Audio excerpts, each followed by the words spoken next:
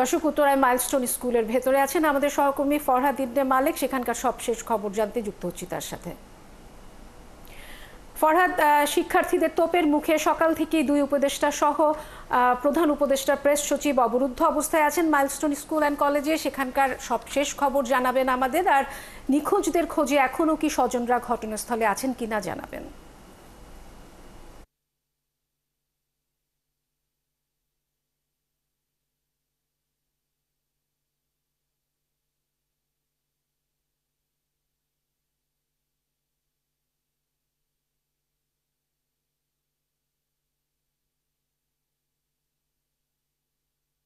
বুঝটা আমরা এখানে তো সকাল থেকে আমরা আছি। আমরা দেখতে পেয়েছি যে প্রধান উপদেষ্টা, প্রেস সচিব, বাণিজ্য শিক্ষা উপদেষ্টা এবং আইন উপদেষ্টা তিনজন এসেছিলেন। কিন্তু তিনজন আসার পরে যেই শিক্ষার্থী সহ অভিভাবকরা যে 6 দফা দাবি জানিয়েছিলেন, যেখানে শিক্ষার্থীদের নিহতের সঠিক তথ্য দেয়া, এই একটা ঘনবসতি এলাকায় বিমানের আসলে প্রশিক্ষণ চালানো উচিত কিনা এই বিষয় সহ যে 6 দফা দাবি জানিয়েছিলেন, সেই দাবিগুলো তখনও পর্যন্ত পূরণ না হয় তাদের কিন্তু অবরুদ্ধ করে রাখা হয়। আমি এই যে পেছনে একটু দেখাই, এই পেছনে এই সোজা যেই ভবন দেখা যাচ্ছে, এই ভবনে তারা এখন অবরুদ্ধ রয়েছেন।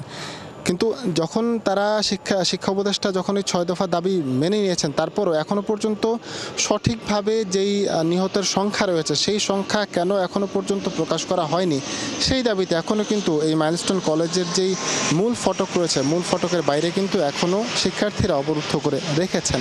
এবং শিক্ষা উপদেষ্টা সহ আইন উপদেষ্টা এবং প্রধান উপদেষ্টা, প্রেস সচিব যে তিনজন, তারা কিন্তু এখন এই জায়গায় অবরুদ্ধ অবস্থায় রয়েছেন।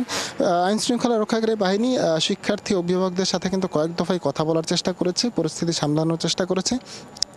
কিন্তু শিক্ষার্থী যারা রয়েছেন তাদের দাবি কিন্তু সেই এক জায়গাতেই রয়েছে, যে এখনও পর্যন্ত তাদের যে দাবি, সেই দাবি পরিপূর্ণভাবে মানা হয়নি বলে তারা এখনও সেই জায়গায় অবস্থান করছেন। এবং যতক্ষণ না পর্যন্ত পরিপূর্ণ দাবি তাদের মানা হবে, ততক্ষণ পর্যন্ত তারা এই অবরোধ করেই রাখবেন।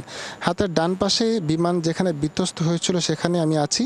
আর সরাসরি যে ভবন দেখা যাচ্ছে, ভবন নাম্বার 5 এবং তার পাশের যে ভবন, সেই ভবনের 6 নম্বর যে ভবনটা রয়েছে, সেই ভবনের দ্বিতীয় তলায় উপদেষ্টারা এখনও পর্যন্ত এখানে রয়েছেন। তারা বিকেল 3টার দিকে কিন্তু একবার বের হবার চেষ্টা করেছিলেন, কিন্তু যে শিক্ষার্থীরা রয়েছেন, যারা ন্যায় দাবির জন্য যারা এখানে দাঁড়িয়েছেন বলে তারা দাবি করছেন, তারা কিন্তু তাদেরকে তখন আটকে দেওয়ার ফলে পুনরায় আবার তারা এখানে ভেতরে চলে আসেন। এখনও পর্যন্ত তারা আছেন। আমি যদি ঘন্টার হিসেবে যদি বলার চেষ্টা করি, তাহলে এখন আমরা দেখতে পাচ্ছি মোট 10 ঘন্টা সময় হয়েছে তারা এখানে এখনও পর্যন্ত অবরোধ অবস্থায় রয়েছেন। কখন তারা বেরোতে পারবেন ঠিক সেই সময়টা বলা যাচ্ছে না। শিক্ষার্থীরাও কিন্তু এখনও অবরুদ্ধ করে রেখেছেন তাদেরকে। তো বুশরা, এই পরিস্থিতি এখানে বিরাজ করছে। বাইরে শিক্ষার্থীরা কিন্তু আন্দোলন করছেন, অবরোধ দিয়ে রেখেছেন। কখন বেরোতে পারবেন বলা যাচ্ছে না বুশরা।